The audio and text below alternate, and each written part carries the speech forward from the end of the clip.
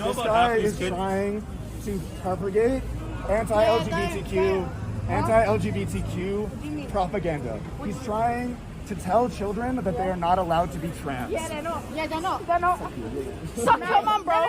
Black nail polish on is a man, bro. Stop talking. Stop talking. In some religions, you can't do that. Yeah, you have to respect that decision. But in religion, yeah. But in some religions, There's a guy with that street sign there with that placard, just watching Antifa and Islamists fighting it out. He's got to be doing that meme, let them fight, let them fight. Yes, I guess let them fight. Maybe that's why Joe Biden's coalition is starting to pull themselves apart, because none of this makes any sense. Maybe my next guest is going to be able to make some sense of it all. His name is Ian Haworth. He's joining us live right now. He's the host of Off Limits with Ian Haworth. Good morning, Ian. How are you doing today, sir? Thanks for having me as always.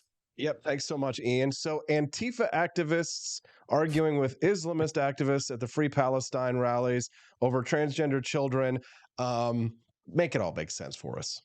I mean, you can't make it make sense. You cannot rationalize the irrational. At this point, the radical left and radical Islam have teamed up to take over the world and destroy the world, except there's only room for one of them in the car. And so at this point, they're almost skipping the destroying the world part and arguing over who should have control. I mean, the fact that you've seen queers for Palestine, gays for Gaza, signs at every single one of these protests, go and be a gay in Gaza, see how long it lasts. Meanwhile, Tel Aviv has one of the biggest, if not the biggest, pride parades in Europe. And so it's just absurd from every single level. It doesn't matter where you start in this issue. You end up with this insanity of people tearing each other apart. I'm reading this morning, Joe Biden's coalition is starting to fall apart. Do you think that this Israel-Gaza issue, from a political perspective, I mean, just a rather moral one, might be part of the reason why Joe Biden, I mean, his approval ratings have been in the tank before, but I mean, how does he square the circle, right? How does he make this happen? Because he's got Rashida Tlaib, Ilhan Omar, right, the anti-Semite caucus on one hand, and then he's got the historic support of the Democratic establishment for Israel, and there are still many pro-Israel Democrats, and many of them are wondering if they still should be pro-Israel Democrats, and some of them are pulling their funding from universities and such, and choosing not to hire some of these weird kids. But I mean, how does Joe Biden square that circle? I mean, he can't. He's gotten in bed with the Rashida Tlaibs of the world, and now she's putting out propaganda videos for Hamas, basically threatening Joe Biden with losing Michigan. So now he's got to choose between standing with an ally and standing up against terrorism, or sucking up to radical Islam for votes in Michigan, which is apparently what Michigan wants. I think the actual proportion of voters in Michigan who want Hamas to win, very, very small. But when you get videos of any crowds, you can make it seem like that's what the people want. But let's not forget, Joe Biden got in bed with these people. Like from the very start, he was sucking up to the Ilhan Omars, the Rashida Tlaibs, the AOCs, all of the squad, because he wants their support. Like all of these politicians, they'll suck up to the right people if it will work out for them in the short term. And then he went and did what Obama did, which is set fire to the entire world. And now he's having to actually face the consequences of that. And you've got Obama doing this world tour, suddenly pontificating about how we're all responsible for this. Like, no, this didn't happen under Donald Trump. This happened under Barack Obama and now Joe Biden, because they have the same absurd foreign policy, which is that you can bribe radical Islam into not wanting to chop your head off. Newsflash, that's not true. Ian, do you feel safe as a Jewish person if you were in New York or in LA or some of these metropolitan areas here in the United States? Would you feel safe if you were in Dearborn, Michigan? Oh, I think that the issue of safety is one that I think is something that Jews should never really feel safe. Like the fact is, Jews are a minority in almost everywhere in the world except for Israel. And everywhere in the world, there are people who want to hurt Jews, want to kill Jews, want to persecute Jews. This isn't, me ringing the victim bell. It's just simply a reality of being Jewish in the world. And so I don't really feel unsafe particularly. But I also am approaching this from a position where I'm expecting people to want to do what they say they want to do to us. There are people marching in the streets screaming for the death of Jews. They're not exactly being subtle about it. I'm also an American who exercises my Second Amendment rights, which is something that Jews in the vast majority of history have not been able to do. And so extremely grateful to live in a country that allows me that basic freedom.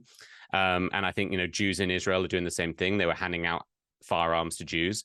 And so I think Jews out there shouldn't necessarily feel unsafe, but they should look in the face of reality and understand that they are in danger and they need to take steps to really mitigate that danger.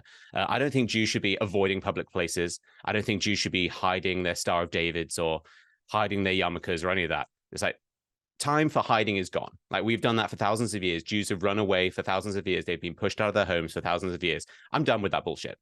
I'm standing where I deserve to be, like any Jew should, like any citizen of any country should. We deserve to be citizens of the United States, of Israel, of the United Kingdom, of other European countries. Don't run away, stand up for this stuff, because ultimately there are good people out there, you included, who are standing up for this, who aren't Jewish.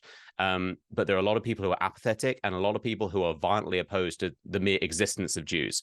So I think it's time for Jews to stand up collectively and just say no to this nonsense. I spoke to Zvi Waldman last week. He's the head of the New York State Jewish Gun Club. He says that people who who had never imagined in the Jewish community would be interested in buying guns have been contacting him for information about how to buy a gun, train with a gun, use a gun. Anecdotally, is this something you've seen and heard as well? Yes. Specifically, almost entirely from Democrat Jews that I'm in contact with. I think the reality of what the Second Amendment is about has just exploded quite literally onto the scene. It's very easy to talk about the Second Amendment. It's just about hunting. It's just about clay pigeon shooting. It's just about gun collecting. No, it's about fighting against tyranny and your fundamental right to defend yourself, your family, your community from tyranny, to defend life, liberty, and the pursuit of happiness. That is the entire point. And it is quite funny, I find, the way in the past, a lot of Democrat Jews, they love to talk about the Holocaust and things like that from the perspective of victimhood, but they don't like to talk about the fact that things like the Second Amendment are a barrier against that. They're not a barrier against being victimized, but it gives you the ability to actually stand on your own 2 feet as an equal and defend yourself when other people will not. So it's wonderful to see a lot of Democratic Jews wake up to this and realize what the Second Amendment is about, and maybe that these evil, terrifying AR-15s are actually a wonderful tool of self-defense when you have people marching around the country trying to chop your head off. I mean, we had a president of a synagogue in Detroit brutally stabbed to death outside her home. No one cares. That is the reality for a lot of Jews, is that you may be facing violence and it's time to protect against it, because ultimately you don't have a choice in a lot of places like Dearborn, like New York, like Los Angeles, like Chicago. I'm lucky to live in a red state where I feel like my neighbors would certainly be on my side with those kind of things. A lot of people will look the other way because they've done that for all of history. So the Second Amendment is there for a reason, and it's time to take advantage of it. There you go. If you're just tuning into the Wake Up America show, good morning. I'm your host, Austin Petersen. Glad to have you here. Click that like button and subscribe to the channel. We'd love to have you come back and join us every Monday through Friday from 7 a.m. to 9 a.m. Central Time. I'm speaking to Ian Haworth. He's joining us today from, I believe, Nashville, Tennessee. That's his home base. Ian is the host of Off Limits. You can find him at IG Haworth, spelled Haworth. Looks like Haworth, but it's pronounced like how on earth. IG Haworth over on Twitter if you want to find him, or I guess x.com, host of Off Limits. So Ian, I was playing a clip earlier today from Nick Freitas. He's a very good libertarian member of the House of Representatives out in Virginia. I think they call it the House of Delegates. And he gave a good explanation for why none of the other Arab countries want to have the Palestinian people be refugees into their countries. Egypt doesn't want them. Jordan doesn't want them. Saudi Arabia doesn't want them. Lebanon doesn't want them. None of the other countries. Of course, it's all Israel's fault that, Gaza exists and that Gaza is the situation that it's in. Not because, because of course the Palestinian people don't have agency, and of course they didn't elect Hamas, and they don't overwhelmingly support Hamas, but it's Israel's fault. Nonetheless, what is to be done? I mean, it is the eternal question, the question that I think no one can answer specifically, because it's the land of no good options. What is to be done? No one wants to see more innocents be killed. Obviously, the terrorists deserve to be brought to justice, but what should be done with these people? Well, I think 2 things. I think, one, on a very fundamental level, we need to stop rewarding terrorism, because the history of Palestinian leadership has been one of pretending to want peace and then reverting to violence and then using that violence to get a seat at the table.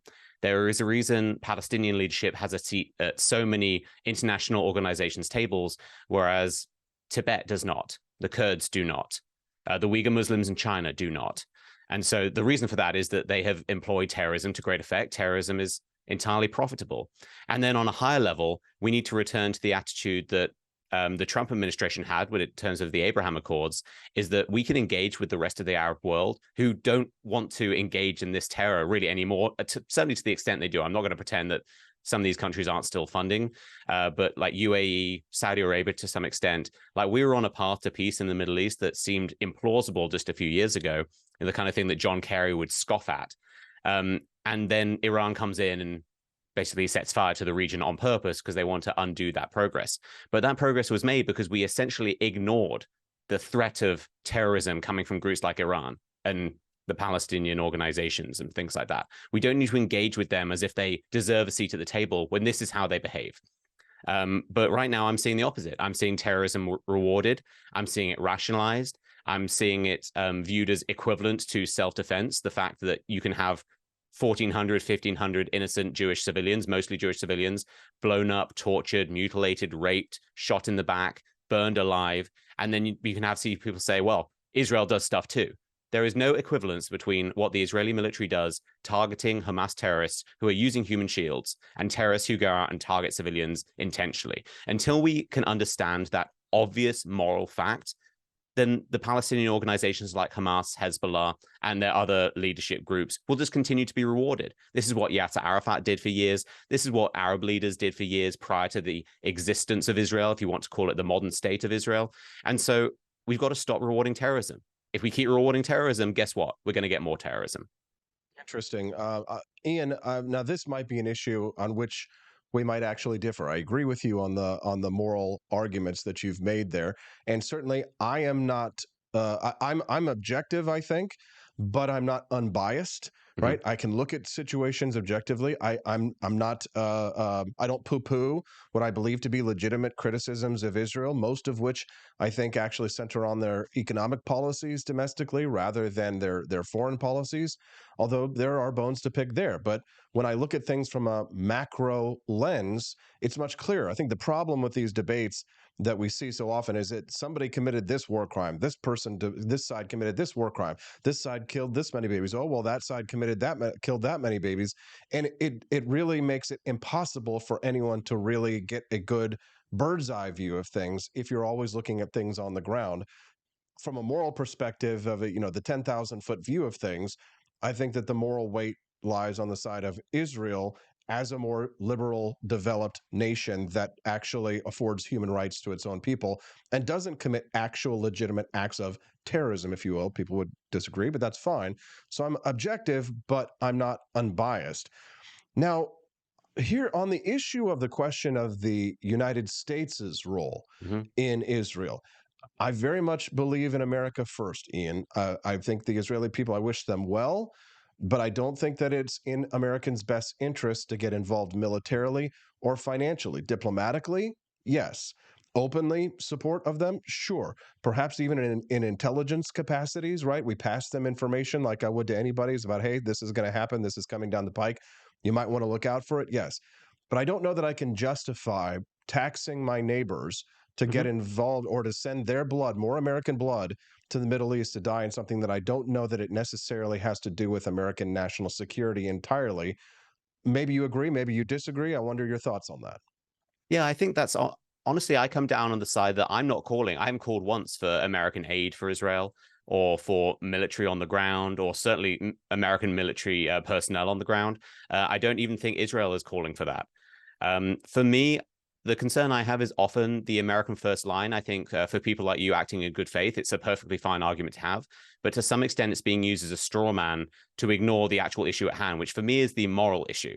It is the fact that Joe Biden is providing resources to both sides of this issue.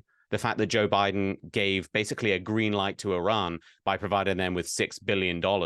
And we're also seeing that, based on some reports, this attack was originally planned for Passover, and Iran wanted to delay it so they could get these resources from the United States and then proceed to attack one of the United States' greatest allies, certainly the greatest ally in the region. That's the issue for me. The issue isn't how much money we give to Israel. I think funding these things is a can of worms to some extent. I think there are good reasons for the United States to provide military aid to Israel that are beyond just providing aid. I think there's a lot of benefits to that, but that's a separate debate for me. I would be happy with $0 cent if Joe Biden could stand up and reject the nonsense on the other side, reject the moral equivalence stuff.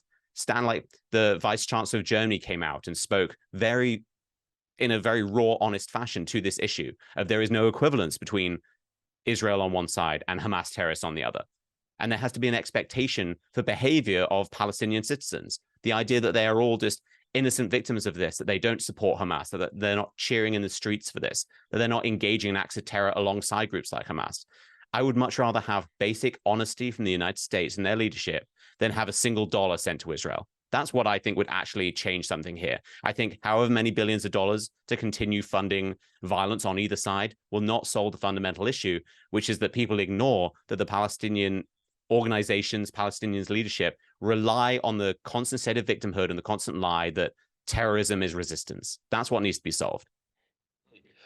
Maybe Joe Biden, if can come out with a speech and say that if you don't vote for me, then you're not a real Jew. I wouldn't put it past him. I gotta say, I stole that from our listener, Wood Hippie, who sent me a text this morning. What's up, Wood Hippie? I bastardized it from him. He says Wood Hippie wonders how Jewish people react to Joe telling they're not Jewish, they don't vote for them. By the way, this is how the black community is feeling about their votes for Biden. This could be the issue that sinks Joe Biden in the election next year. Not to be too selfish here and advance our own political interests, Ian, but God bless America if we can get rid of Joe Biden. And if this is the thing that sinks him, so be it. What do you say? I mean, yeah, absolutely. I mean, at this point, anything that sinks Joe Biden would be fantastic. He's been an unmitigated disaster. First, domestically, because that's what should really matter to American voters. Just look at the economy, look at the state of the country, look at the fact that people are trying to smash down the gates of the White House, and the media is coming out and calling it passionate. This is fiery, but mostly peaceful all over again. I think Joe Biden obviously needs to be removed from office, but everyone like him needs to be removed from office too. We need to be pushing back against the radicalization of the Democratic Party. And I think the only way we can do that is to have some semblance of normality and grown-up level politics from the GOP. Unfortunately, I'm not seeing a lot of that. And so we talked about this in 2022. This is the ultimate opportunity to make progress. We were talking about a red wave that never materialized. The GOP needs to pull its finger out and really take advantage. Unfortunately, it's a horrible way to talk about it. It sounds very cynical, but they need to take advantage of this, because if you cannot win an election when you have the president of the United States setting fire to both domestic policy and the world, like the world has fallen apart under Joe Biden, and it is almost entirely Joe Biden's fault. If you cannot win an election under those factors, you don't deserve to win an election. So I'm optimistic, but the GOP never fails to disappoint. So I guess we'll see next year. Ian, I'll tell you, ever since October 7th, it's felt like a veil of darkness has covered the world, and there are very few people out there that I see whose voices really are shining a light and being objective, bringing reality-based commentary to what's going on around the world. And I definitely think that you're one of those people. That's why I keep bringing you back here on the show. I really, I think I admire you to an extent, Ian. So I was hoping that maybe you could share for our listeners where they can learn a little bit more. Maybe you can shed a little bit of light for them. Where can they find you online? Yeah, I appreciate that, Austin. Thank you. So you can find my videos. It's called Off Limits with Ian Haworth. That's Haworth. You can find that on YouTube and Rumble, Facebook. I post them on Twitter too. All of my social media is IG Haworth. And there you can find my columns for the Washington Examiner, New York Post, Newsweek, and a bunch of other outlets. So lots of different options. There you go. Ian Haworth, thank you very much for your time today, sir. We're grateful for it, and we look forward to having you back again very soon. Stay safe out there. Thanks so much.